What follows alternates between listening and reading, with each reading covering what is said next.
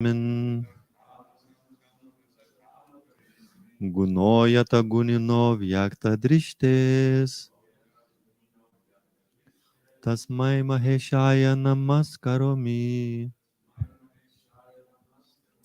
na yasya sakyam purusho vaiti sakyu sakavasan samvasata purismin gunoyata gunino vyakta drishtes tasmai maheshaya namaskaromi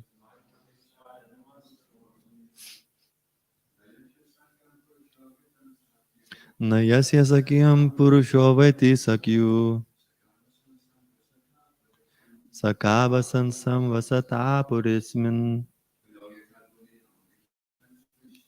gunoyata gunino vyakta Mai Maheshaya Namaskaromi Nayasya Sakyam Purusho Vaiti Sakyu Sakava Sansam Vasata Purismin Gunayata Gunino Vyakta Drishtes Tasmai Maheshaya Namaskaromi Nayasya Sakyam Purusho Vaiti Sakyu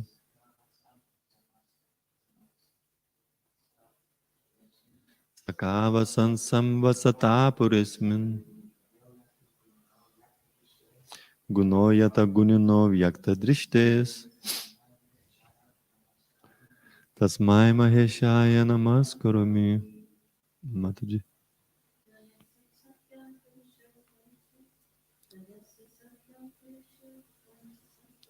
Nayasya Sakyam Purusho Vaiti Sakyu Sakava Sansambasata Purismin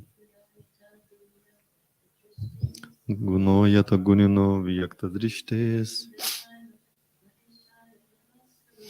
Tasmai Maheshaya Namaskaromi. Na, not. Yasya, whose. Sakyam, fraternity. Purusha, the living entity. Avaiti, knows. Samvasata, Sakyu, of the Supreme Friend. Saka, the friend. Vasan, living. Samvasata, of the one living with. Pure, in the body. Asmin, this. Guna, the object of sense perception. Yata, just like. Gunina, of its respective sense organ. Vyakta Drishte, who oversees the material manifestation. Tasmai, unto him. Maha Ishaya, unto the Supreme Controller. Namaskaromi, I offer my obeisances. Translation of purport by His Divine Grace, A.C. Bhaktivedanta Swami Prabhupada Ki Jai. As the sense objects, form, taste, touch, smell, and sound, cannot understand how the senses perceive them, so the conditioned soul, although residing in his body along with the super soul, cannot understand how the supreme spiritual person, the master of the material creation, directs his senses. Let me offer my respectful obeisances unto that supreme person, who is the supreme controller.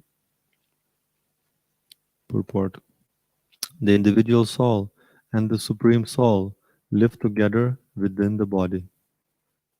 This is confirmed in the Upanishads by the analogy that two friendly birds live in one tree, one bird eating the fruit of the tree and the other simply witnessing and directing. Although The individual living being, who is compared to the bird that is eating, is sitting with his friend, the Supreme Soul. The individual living being cannot see him. Actually, the Super Soul is directing the workings of his senses in the enjoyment of sense objects. But as the sense objects cannot see the senses, the conditioned soul cannot see the directing soul. The conditioned soul has desires, and the Supreme Soul fulfills them. But the conditioned soul is unable to see the Supreme Soul. Thus, Prajapati Daksha offered his obeisances to the Supreme Soul, the Super Soul, even though unable to see him. Another example given is that although ordinary citizens work under the direction of the government, they cannot understand how they are being governed or what the government is. In this regard, Madhvacharya quotes the following verse from the Skanda Purana: Yataragya prayitvam tu britya vedena chatmana tata jivona yat sakyam vetitasmai manostute. As the various servants in the different departments of big establishments cannot see the supreme managing director under whom they are working, the conditioned souls cannot see the supreme friend sitting within their bodies. Let us therefore offer our respectful obeisances unto the Supreme, who is invisible to our material eyes. Om Gyanatimirandasya Gyananjana Shalakaya Chakshurunmilitam Yena Tasmai Shri Gurave Namaha.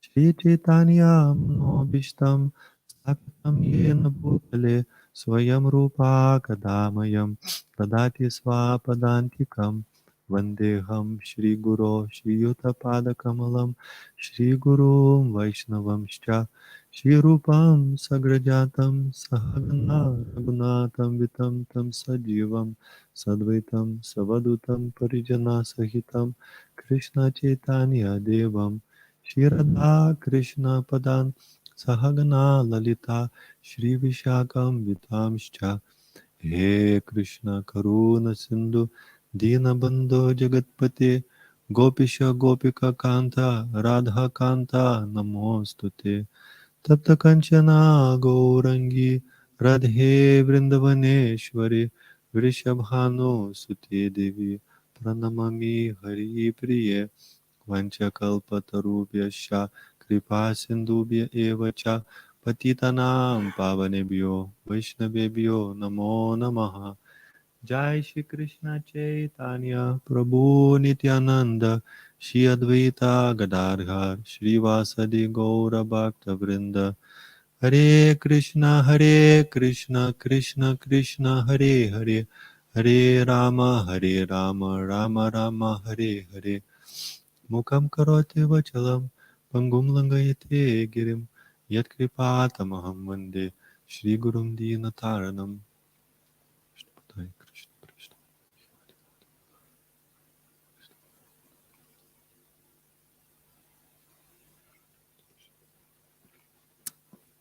So the translation again. As the sense objects, form, taste, touch, smell, and sound, cannot understand how the senses perceive them, so the conditioned soul, although residing in his body along with the super soul, cannot understand how the supreme spiritual person, the master of the material creation, directs his senses. Let me offer my respectful obeisances unto that supreme person, who is the supreme controller.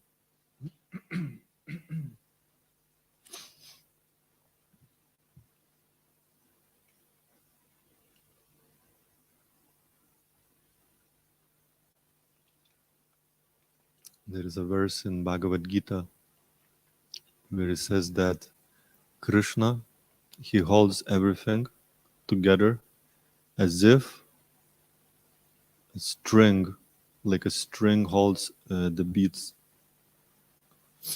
So when the string is in there, on the beads, it's not visible. Although the beads are all nicely hung together, hanging on your neck, it is not visible.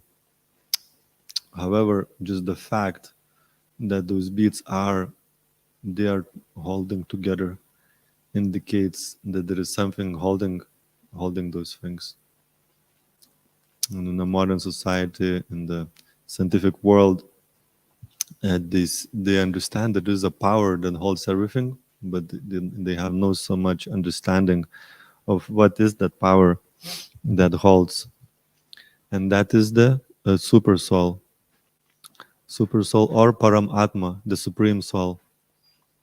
Although it is, we just discussed a couple of days ago how this principle of consciousness is entering the scientific circles, because they just, until now, they just couldn't explain it, where it's coming from, how it is generated.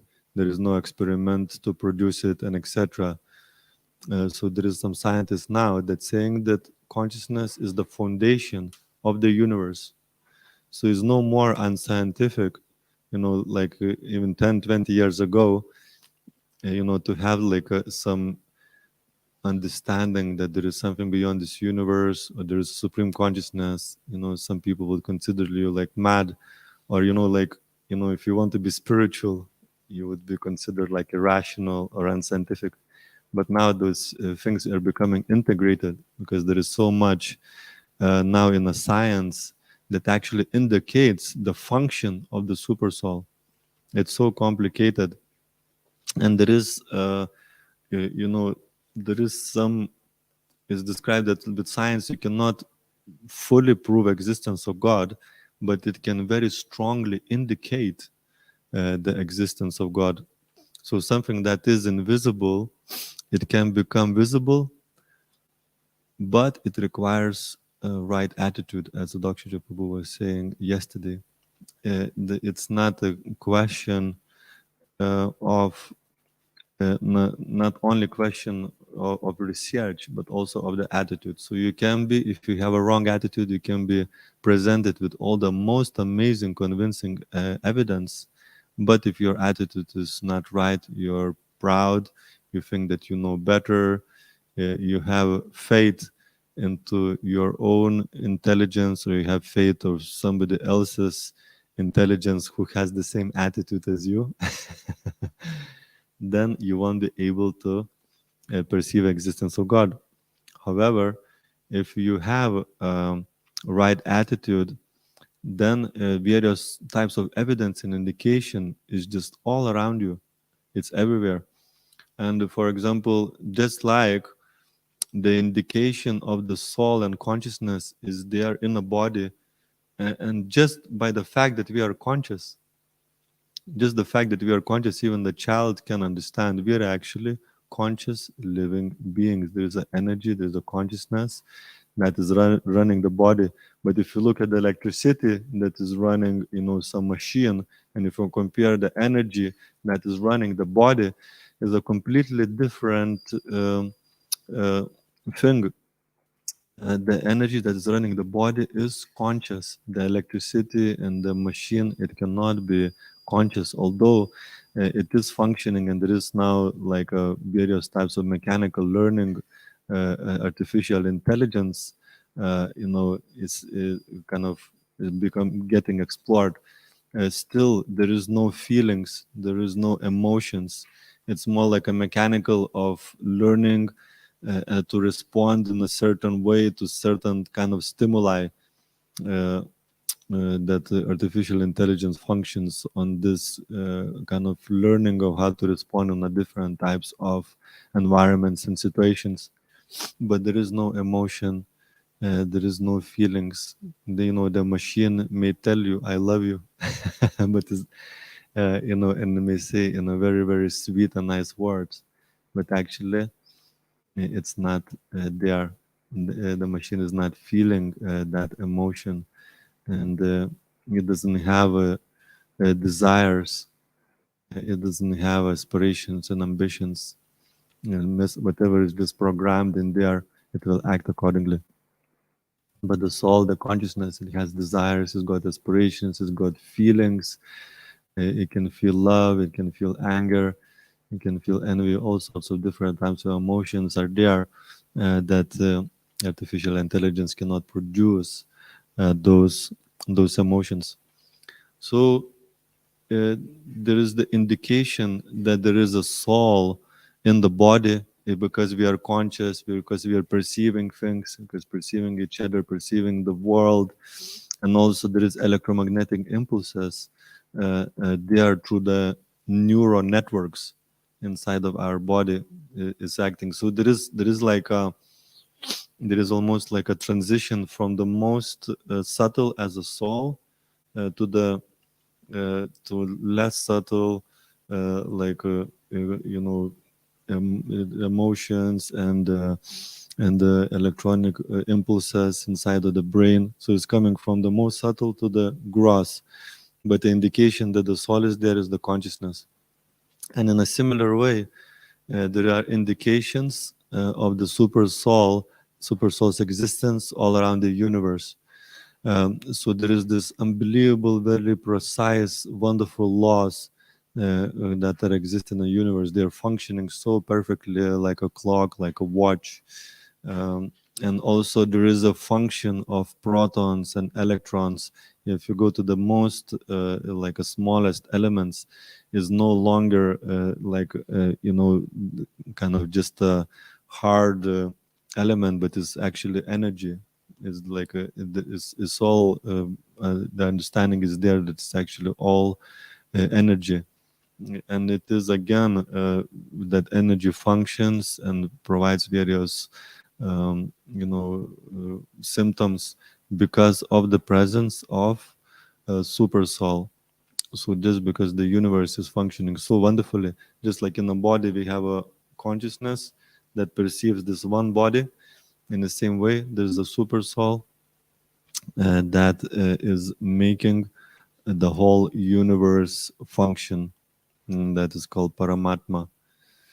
Um, so we need to kind of open our eyes and change our attitude in order to perceive it, perceive that.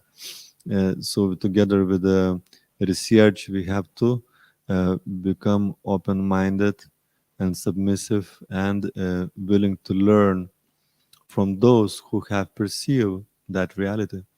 Because even in scientific world, there is a lot of statements in the books that is written that actually like a ordinary person have no clue what they did and how they did. They just accept, at least theoretically, and maybe you can go in as well. A lot of people go through the school years going, okay, this is like this is like that, and you just accept it, because somebody has did this, and did research and etc. But maybe when you grow up and you really look into it, you may start finding some flaws. There was many times, there was some scientific theory, and somebody came, looked at the theory and said, actually this is not right, and proved it that it's actually wrong. But for a while in their life they accepted it as a reality. uh, so in a similar way, we can have put faith that the spiritual people who display very, very powerful and beautiful qualities like compassion and kindness and purity, and they share this amazing wisdom which is very practical, which frees you from misery, frees you from anger and envy and etc. That they have something that we may not immediately be able to perceive on the first meeting of the person, but we can open our mind to explore it, to explore these ideas, just like we put our faith everywhere we go. We put our faith in the scientists, in the books and etc. So we can in a similar way have this put a faith, and then we can have a leap of faith. The faith can take us like a rocket into unknown that becomes known. So we are prepared to give a try to explore those principles that are mentioned in the scripture, that are told to us by saintly people. And when you have a right understanding, just like certain things while you're small, it looks like inconceivable, almost like unbelievable, and like you look in the stars and you don't know what's going on there. You don't know um, how the, as it mentions, like how the government functions and so many things the child doesn't understand. It's just like a depending on the parents to provide a certain understanding for the child, and the child cannot trust the parent. Okay, this is the lunch is at this time, and here is the toy, you can play with this. So it's like a quite helpless, but because of the trust that exists, you kind of can function and learn more and more and more. So in a similar way, as we like a beginner and a child, in one sense we're like a beginner and a child in a spiritual life, or we can be in the beginning stages. It requires that childlike openness to explore these ideas.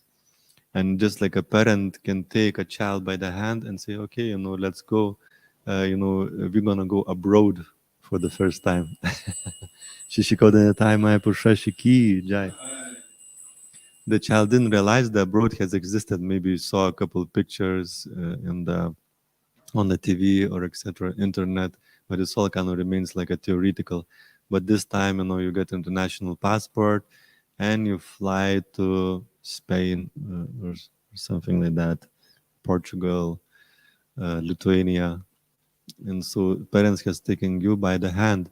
You could say, no, no, I don't want to go, I want to stay, or I don't even believe that this exists, um, like that. But just because you haven't experienced, you haven't seen it, it doesn't mean it doesn't exist. You just have somebody take you by the hand. You get a passport as well. You need to get a visa sometimes in order to enter the different country.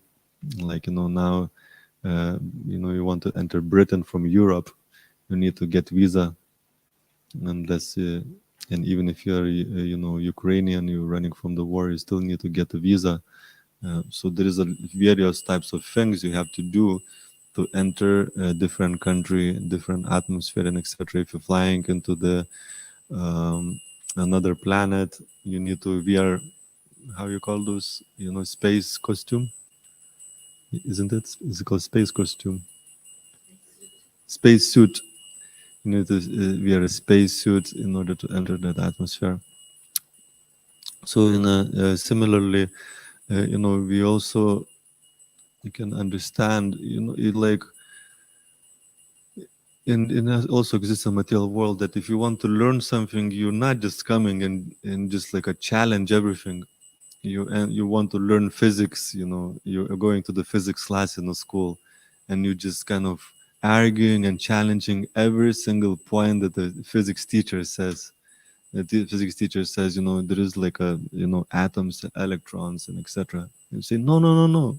I don't believe you. This is cannot be true. I haven't seen the electron. Nobody's seen the electron. How do we know it's there? So if you can challenge like this, you may just even get, you definitely will struggle to learn the subject matter. The teacher will give you a very little attention, actually, and you may even get called for parents and say, this person is always creating a trouble. So you'll be struggling to learn the subject matter if you're just challenging every single point that is being said. You actually have to be open and willing to learn and accept, this person as an authority. They must know something, he's got like a degree, he went to university, is teaching according to the books, etc. So in a similar way, a person, we have to put a trust. And how do we know that a person, a spiritual person, a spiritual teacher, spiritual master in a scripture, how do we know that they are authorized to present, something? Where is like in a material world, we have this material authorization. So in a spiritual sense, in a spiritual world, we have a spiritual authorization. It has to be authorized person. And it is described, a person who is authorized is a fixed in transcendental knowledge. He is peaceful and satisfied and happy, and he can help other people to become happy. Like, in a material world, there is so many different subject matters, but where is the subject matter that it says, we will make you happy? Come to this class, it's a happiness class. It's a happiness lecture. Of course, there's various motivational speakers now and etc. But you don't see, like a wholesale, stuff going on in the world, which is just like making every single person happy. But if you look in a spiritual dimension, in the spiritual teachings, there actually are freeing people from suffering. And it is also scientific research. The neuroscience is looking into the brain of people who are spiritual, who are doing meditation, who have a higher knowledge in life. It's a scientific fact that these people are more happier. So, so that means they have something. And if you look into everything else, although it's very, very shiny, it looks amazing, it looks very nice, but it's not producing happy individuals. So, what do you want to explore? Let's say you're a very doubtful person and you doubt in everything. Which direction you would like to explore?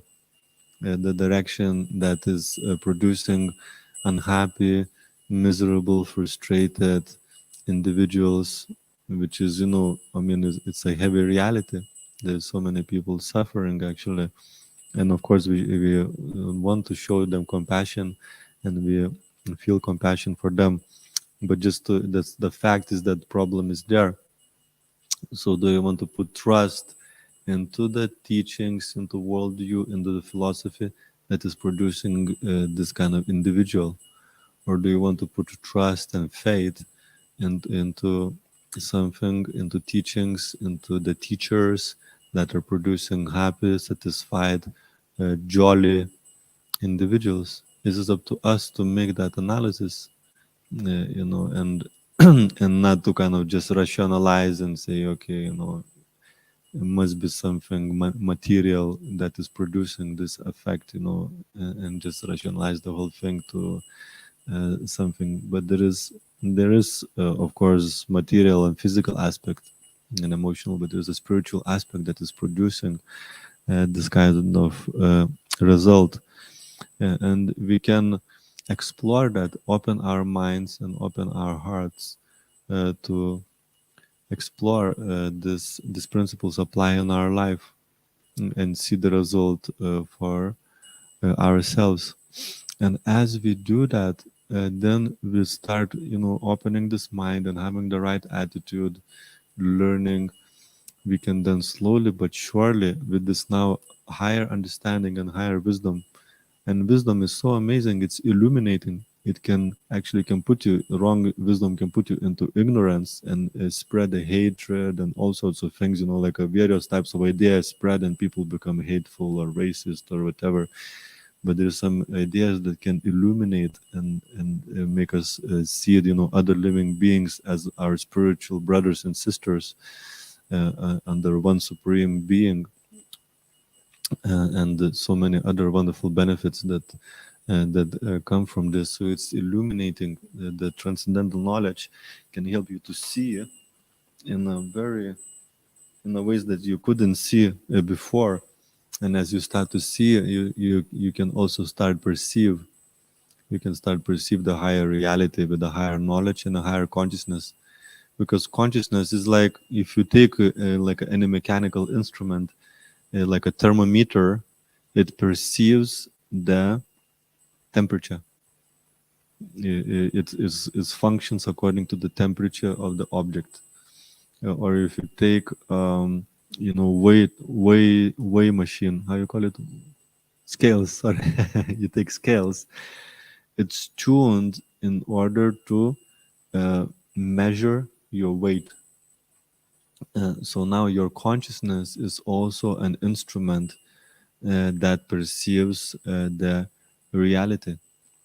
And with the ignorant and passionate consciousness that Dr. Prabhu was explaining, we perceive phenomena around us in a very limited and it could be ignorant ways. Like sometimes if you are paranoid or fearful, somebody is like doing like this, and you may think, they want to throw a stone at me. You can become angry or fearful or run away, but maybe it's just like the hand has become like numb and it's just like working a little bit out, so with the consciousness is the most amazing instrument that can perceive the reality. And it's also again scientific fact, you know, like there's this like an experiment that when there's a conscious observer, the matter behaves in one way, and when there isn't conscious observer, the matter behaves in a different way. uh, so consciousness is a phenomenal instrument, and actually goal of life is to elevate the consciousness. And transcendental knowledge and spiritual wisdom and spiritual practices can raise your consciousness to the highest possible dimension. It is the very means to elevate consciousness. And you know, there's so many things that we do that degrades our consciousness, and so many things that stays in steady, and so many things that elevate our consciousness. And actually, we have to understand those things. You know, like when I was growing up as a teenager, I did so many things, and I don't understand, you know, why I'm trying to be happy, but I'm getting miserable. Just couldn't grasp, because I was doing the things that are degrading my consciousness and making me miserable. So we have to, if we learn these principles coming from the sages who elevated and purified consciousness, who are, you know, teaching according to the scriptures that has got divine origin, then everything can change. And with that uplifted, purified consciousness, we can perceive so many things that we normally would not perceive. We can perceive reality, and we can perceive God as well through transcendental knowledge. With the right attitude and the purification of consciousness, we can start perceive the super soul functioning all around us. This is surely, but clearly, we will start to see the divine hand of God in our life, guiding, directing us, inspiring us, teaching us, and guiding us, as it says in this purport. And the most powerful, effective way to actually perceive this higher reality and purify consciousness and raise consciousness in the sages chanting the holy name. Um, there are many mantras and many names, but this Maha mantra is very, very much recommended. It's very, very powerful, effective means for this uplifting, purifying, and raising consciousness. And one can practice it and perceive it for themselves, how it works, how effective it is. So very, very much encouraged to kind of seriously embrace it and explore it, and see the potency of this mantra, and see how everything improves in life, and especially how the consciousness has raises, the values has raises, and the perception of reality becomes very significantly upgraded, and how the bad qualities go away, how the bad habits go away. So, are there any questions or comments? Yes. Hare Krishna, thank you. Hare Krishna. So, I wanted to ask a question on the point you made earlier, and that which would we rather choose, a society that's producing unhappy people or a society that's bringing up sad people, happy people? So, you know, we might be in a situation where we were raised in a material Western upbringing, but actually us ourselves are not unhappy. Maybe karmically we've got some positive influences which aren't making our lives that miserable. So how can that person be inspired to basically turn away from the Western world and practice spiritual life? So even from, again, using this principle of science, that the research says that there is a two ways to embrace, you know, something different or higher. One is, you know, by force, and technically, you know, people embrace it, but not, you know, with the heart. And another, of course, type of force is just the suffering itself, that you don't want to, you're so fed up with suffering, it's so miserable, that this is the force that pushes you forward. But there is another thing why people accept or look for high reality, is if they find something better. So you may be, you know, happily walking. And like Harinam is very powerful. On Saturday, technically speaking, there's a few people in a town who were thinking that they are happy. They're doing their thing, gratifying their senses with sense objects and etc. Ears, eyes, tongue, genitals, etc. So the people are doing that object, sense object, touching the senses, touching sense object, and they think they're happy. And they going on with their life thinking that they're happy. Maybe have this karmically some period of life that they can go on, and there is, karmically you can enjoy senses, but it just doesn't last, for very long. So you can go on for a while just gratifying, but eventually you're gonna hit the then another karmic thing in Kali Yuga, which gonna make you feel suffering. So anyway, people going on this good wave of karma, but then they see Harinam, and I can see in some people's faces, some people were very happy to see it, but some people weren't happy to see it. They realized, that what they have is a lot less of what devotees were having on the Harinam. So some people, you could see in their faces, they become jealous, and some people, like, anyway, just won't go too much into it, but you can see on their faces, they realize that what they have is a lot less what was going on, chanting the holy name, dancing in ecstasy, swinging, and etc. And some people consciously or unconsciously acknowledged it, and so that could be an inspiration. Okay, whatever I have, it's okay, but there is a lot more. There's a lot more I'm missing out, actually. And there is a now psychological phenomena, because of social media. It's called fear of missing out. You may be sitting in a place and it's actually having a reasonable time, but you check your Facebook and you see that somebody else is having a better time. So suddenly, this very situation where you were and you thought it's okay, you realize that actually somebody else is in a better situation, and then you get into anxiety. Shall I be here or shall I go somewhere else? So that can be impetus as well for embracing a spiritual life. You fear of missing out. You think I'm great, everything is fantastic, but you see that there's people who are having a lot better. So that can push you into spiritual direction. So there any other question or comment? Yes. Hare Krishna. Hare. When you're talking about the super soul and the conditioned soul, from my understanding, it's the same soul, but just different, like polar opposites. Is it right? So when you become more aware and more spiritually developed, what happens to the conditioned soul? Does it still stay? And I guess, how does Krishna consciousness affect that process? If that makes sense. Thank you. Very good question. So yeah, there is a condition, the conditioned soul, and liberated soul, and the super soul. So when we speak about super soul, it refers to the expansion of God. So the conditioned soul, when it becomes liberated, it doesn't become super soul. But in one sense, I mean, in one sense, it is super.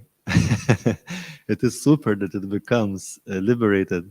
So from that point of view, it is super that the soul is liberated. You could call it, this soul is really super. So from that point of view, it does become super, but it doesn't become the super soul in terms of, in sense of becoming God. It becomes godlike. It acquires the same quality. When the soul is purified, the conditioned soul, when it becomes pure, free from anger, envy, greed, lust, it becomes full of love of God. And not just love, but becomes full of love towards God, because it's inherent in the heart, in the soul, that propensity to love purely, and that love is perfected by loving the person from whom everything came, your source. So it becomes exactly of the same quality of God, but it remains minute. It doesn't have the same powers of God, although it has in sense, actually, it does have the same powers of God, but in a minute quantity. But it cannot create a universe. It cannot manage entire universe or unlimited universes. It doesn't have that power. It remains minute in its perfection. But that reciprocation between the soul and super soul is there. But I know what you mean when you heard of super soul. You thought, that soul has become super. So I know what you mean. Liberated soul is super in the sense that it has achieved its perfection, but it remains minute and it doesn't become God. So now that answers your question. Thanks. Anything else? Yes, Prabhu. Thank you, Prabhu. Just on this point, you're mentioning at the start about Krishna is the string on which the pearls are thrown. Sorry? Krishna is the string upon which the pearls rest. But just when you're talking about things like consciousness, I'm sort of, scientific modern people, they actually have no idea what these terms mean. Like whatsoever, they can't even, like when you listen to their debates on consciousness, they spend half the time trying to decide what it is that they're talking about. Some are talking about the mind, some are talking about emotions, some are talking about the fact they exist, some are talking about awareness, some talking about subjectivity. And so it seems that even in this way they're kept somehow more shrouded. The verse itself says that, as we can't perceive the senses, we can't perceive the super soul. It's like we can't even formulate the words to understand these things. It's completely beyond us. So in this sense, is there actually any benefit from trying to talk like this to materialistic people, because they can't understand what we're talking about? Well, there is a sense, because because it is a descending process. Although it says you cannot perceive, at the same time you can, by the mercy of Krishna, you can understand consciousness, and with that piety and purity that comes, you can start perceiving and understanding more subtle subject matters. So like in a science, it would be that you need to get the same understanding in order to be able to discuss, like for example, if you're very, very advanced physicist and you wants to speak on this very high level with a complete beginner, it's just not going to happen. So we are able to perceive and understand the consciousness and the soul to some extent, but because when you meet a beginner, they're not on the same level of consciousness to be able to understand, but we can give them some faith and some indication. So actually, that's one of the main reasons I spoke about this principle, is that it is entering the field of science, although they not fully understand. But the thing that they understand is they don't understand it, and they're starting to understand that they don't understand. Although they were hoping that they're gonna be able to explain it and etc., they're still struggling after all those years. But we can explain that by practicing spiritual lives, you'll be able to understand and perceive it. You need to elevate our consciousness, so we can indicate and put them into right direction. But we can, speak to some extent to encourage them that we can find some certain common ground by which they can open to the tool for elevating consciousness, which is chanting Maha Mantra. That means obviously depends who you're speaking with and etc. But it's just a scientific fact that it does affect your consciousness, the meditation. So why not try chanting Hare Krishna and perceive the higher reality that will reveal itself to you if you do it in the right way, and say it with right people and perform it in the right atmosphere. So yeah, we can encourage scientific people to do it. So I don't know whether that answers your question. So stop here. Srila Prabhupada ki jai, Grantaraj Srimad Bhagavatam ki jai, Nitai Gaura Premanande, His Grace Raghunatha Bhatta Prabhu ki Gaura jai. Bhakta Vrinda ki.